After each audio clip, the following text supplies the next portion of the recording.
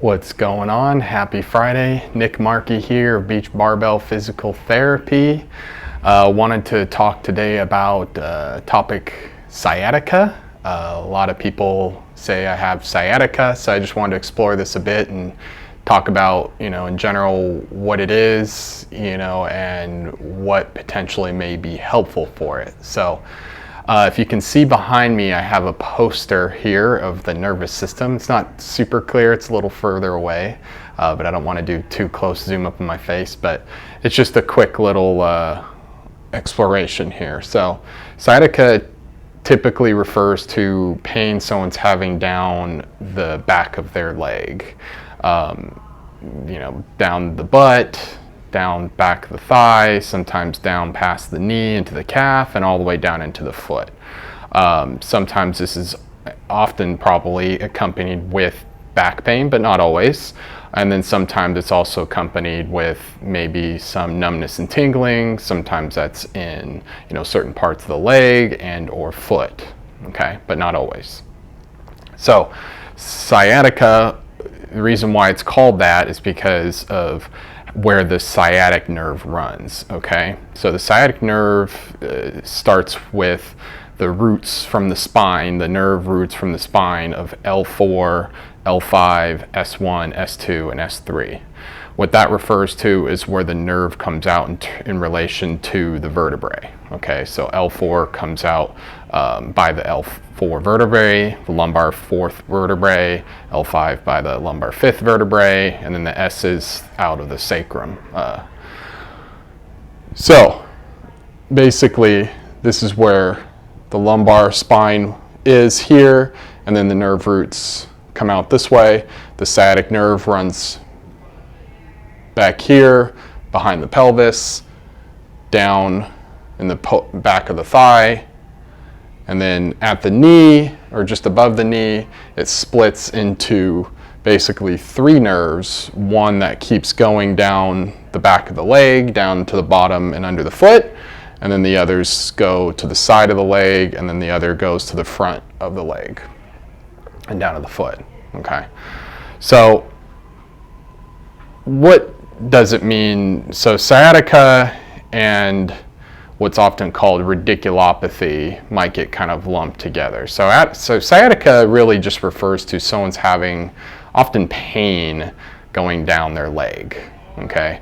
Which may not be the same as a true radiculopathy. So radiculopathy is where the assumption is that a certain nerve root is irritated. So for instance, let's say an L4 radiculopathy, someone would most likely, if that's the case, if that's what we really think is going on diagnostically, they would demonstrate some sort of weakness in a myotomal pattern. Myotomal just refers to the muscles innervated by certain myotomes or roots. And then, so L4 would be potentially when someone kicks their leg or lifts their foot up, okay? So if someone's having weakness, kind of specific weakness in that area, that could be considered, myotomal weakness, okay? Then they most likely would also have some sort of dermatomal issue, maybe some sort of numbness or decreased sensation. So the part of the skin that is innervated by that particular nerve root may also have issues there, okay? And then you have potential decrease in reflex. So that's sort of where you diagnose maybe a clinical radiculopathy. Whereas sciatica is it's more kind of wavery because, sometimes people will say, they'll touch their butt and they'll say, I have sciatica. And then you ask them, does the pain go in their thigh? They're like, no, just here in the butt. Maybe it is. I mean, ultimately, it kind of doesn't matter what you call it, to be honest. But true, like radiculopathy, where you would diagnose that clinically, take a course of action in terms of, conservative management, sometimes maybe anti-inflammatories, sometimes even corticosteroids, and then just sort of maybe graded, mobility and exercise that someone can tolerate, oftentimes trying to strengthen that specific myotome, and then also just generally strengthen the body as well. And then of course, if that's not working after many months, and or maybe the weakness is getting worse, or the numbness and the weakness are getting worse, then that's really when it warrants probably an MRI to really actually see is that nerve root maybe being hindered by a disc, or maybe some calcium has grown around it, and then potentially explore maybe surgical resection of that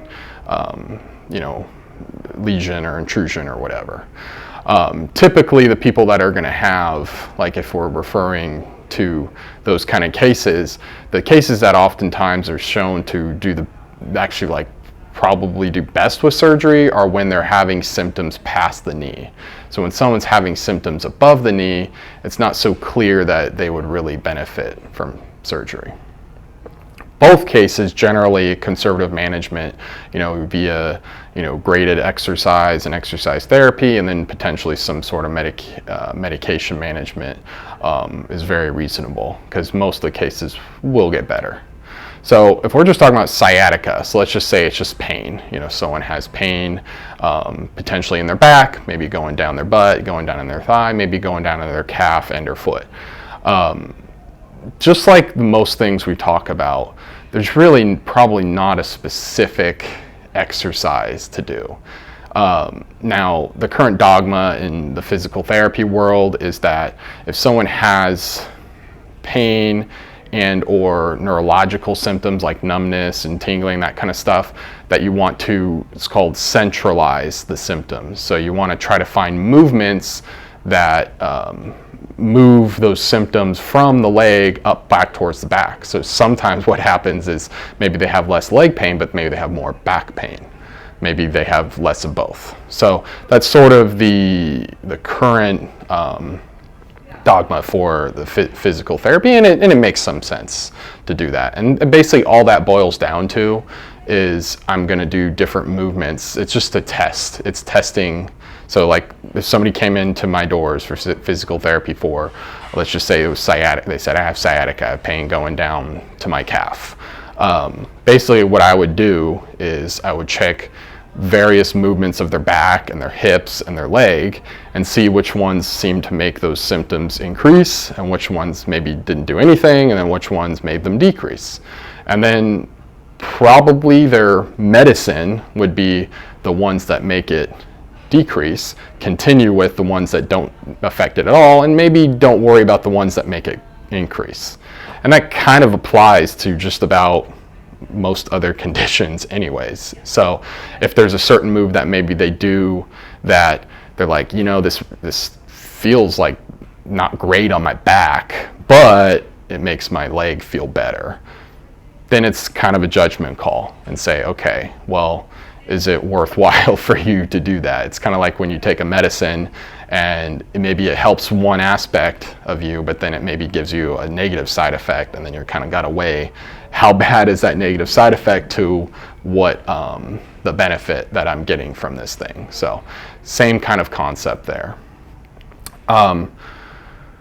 In terms of just general exercise, always promote that, okay? So again, maybe things shift. So if somebody comes in with sciatica and walking seems, let's say that they say I'll walk 10 minutes and it's killing me. Well, then I probably would say let's see if maybe we can chop up your walking. Maybe let's do 5 minutes, but several times a day. So you end up getting more walking, but spread out throughout the day, so your body maybe tolerates it better. And then 2, maybe let's explore different terms of aerobic exercise. So in that sense, maybe they try a bike or a stationary bike or an elliptical or whatever. Try something else to see if that's more tolerable for that area. In terms of like strength training, you know how I love getting anyone and everyone strength training. So if they're not already doing anything, just like any beginner, I would start with probably just a couple exercises, particularly because they have a pain condition. So we want to make sure we don't tick that off more. So using sort of the examination in terms of what seemed to aggravate it, what seemed to aggravate it and then what seemed to not aggravate it, that's probably how you build the strength training program. So maybe something like 2 to 3 times a week, certain moves that were not aggravating it, that's probably where I'd start for the first few weeks, and then just gradually progressing, the challenge or the load or whatever, based on how they're tolerating it. And then maybe every week or so, rechecking all those movements, because sometimes you recheck a move and it's actually not aggravating it or aggravating it as much, and so then maybe you can put it in the list of things to be able to do. And you really can apply this same logic to if somebody came to me to see, for shoulder pain, for back pain, whatever. It's really the same sort of logic. And it kind of the same thing holds for radiculopathy. Again, not trying to, tick it off more, make, those nervous system, neurological symptoms worse, and just sort of monitoring that, but also getting someone going, and sometimes that might be like, if say that I get someone that has, let's say, sciatica, and they say it's, it's going down to my calf and it really hurts when I walk, I, bend over, blah, blah, blah. Maybe doing a bunch of movements with the back that it just keeps aggravating no matter which angle we go. I might just have them start with upper body, right? I might just have them doing shoulder presses and bicep curls and rows and stuff. And then again, every week, testing a new angle and see if maybe this angle helps. Because it's interesting is that sometimes, when someone's working with, a professional, like a physical therapist or something, the context, of course, is different. We know that pain is very complex, and it's not just what's going on in the body. What's going on in the body is important, but it's not the only thing. So sometimes being in a place with an expert, a professional, someone they trust, someone that's not an a-hole, maybe you're cracking jokes, you're getting along, it's going great, your body's going to react differently. Maybe it feels safer, maybe it kind of turns down the symptoms a little bit. Again, you still need to monitor how it goes over a few days and not just, go super gung-ho and potentially piss it off for days and maybe weeks. But so you still go little by little, start small, build slow, however many million ways we could say it, slow and steady. Anyways, you may actually feel better just like doing these movements and exercises with somebody that you trust and feel safe with. And I actually had that at one time with a patient. It was really an interesting story. He came to me, he had the sciatica going down his leg, probably to his calf or foot, and he could barely walk like a block, and that was hindering because he used to walk a block, like he used to walk this like downtown. This is in Monterey. He used to walk downtown Monterey and Cannery Row every day. That was like his break. He'd go on a nice walk, in a very nice area to walk around. So checked him out. He did demonstrate potential signs of maybe neural tension, like you're trying to lift his leg and one side goes up a lot higher and then the other side's like, oh yeah, that's hurting, barely goes up. So it's like, okay, you probably got some neural tension there, maybe sciatica, whatever we want to call it. Gave him some advice in terms of that, splitting up the walking. He came back second session, didn't really have a big change. So I said, let's go for a walk. And we walked for like 20 minutes and we were just shooting the shit. And every block I'd be like, you okay? He'd be like, yeah. And then by the time we got back to my clinic, he's sweating a little bit. It was a warmer day. We walked around, different parts of downtown Monterey. And he was looking at me like, what the heck just happened? And my best explanation I have is like, well, one, you were walking in someplace different, so we changed the context ultimately. We're walking in someplace different. You're walking with an expert. Maybe your body feels safer. Who knows? Third and last time he came and saw me, he was back to walking. I mean, it wasn't perfect, but he was back to walking his normal distance walk. So it was like his body just needed someone to be like, you're okay, let's do this thing. So it's a weird thing. So my physical therapy treatment was basically just going with him for a walk and talking with him.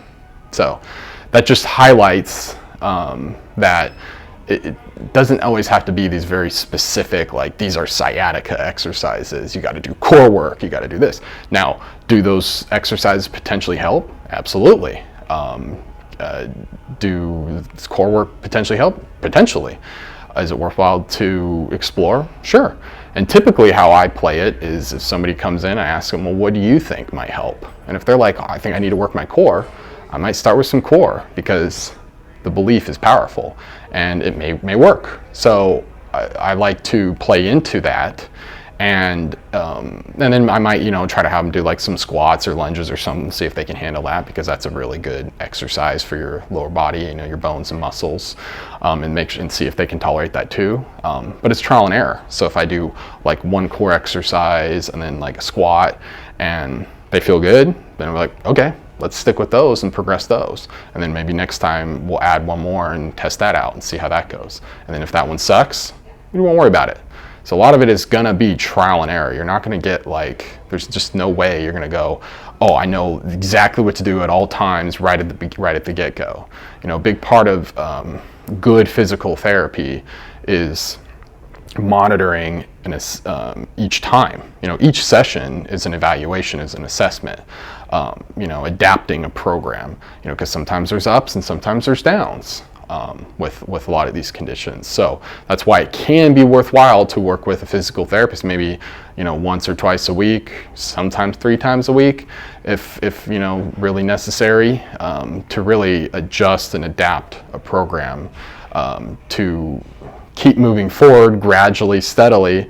Sometimes it's kind of like 2 steps, 3 steps forward and 1 or 2 steps back. That's okay. It's gonna be like this. But as long as we're gradually trending upward, that's the goal. And ultimately, my advice is we're just trying not to piss it off more. So with that being said, I hope this was helpful for you if you have had or are dealing with sciatica.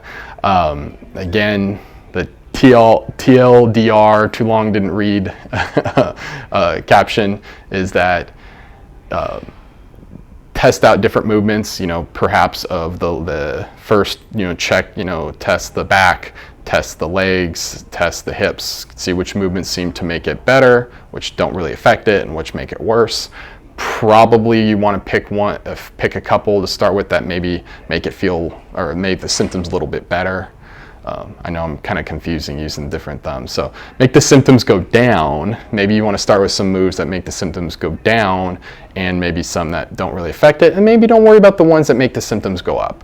And then each time, test drive another one, because maybe one that made the symptoms go up before maybe doesn't affect them at some point. So you kind of always want to assess and come back and, like I said, trial and error. So if you need help with this, I'm a physical therapist here, your friendly neighborhood physical therapist here, located inside TF Fitness and Nutrition here in Wilmington, North Carolina. I'd love to help you, particularly if you're like, I want to get stronger, I want to get in shape, I want to work out, but I'm dealing with this sciatica and I don't know what to do. I'd be your perfect match, okay? Because we could get you going in the gym, figure out which ones work for you and which ones don't. We wouldn't worry about the ones that don't at the time, and then we can gradually explore, progressing over time, while either at least not making your condition feel worse, or maybe potentially helping it feel better. So anyways, I hope you have a great Friday. Comment below and let me know what you think. Let me know if there's any other topics that you want me to talk about. And I hope you have a great Friday, great weekend, and I'll see you next time. Peace.